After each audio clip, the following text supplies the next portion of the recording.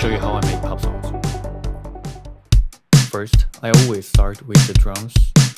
Then I add a really simple 2-note bass line and layer a real bass on top of it. For the keys, I combine an arpeggio, a textured piano, and some simple piano parts.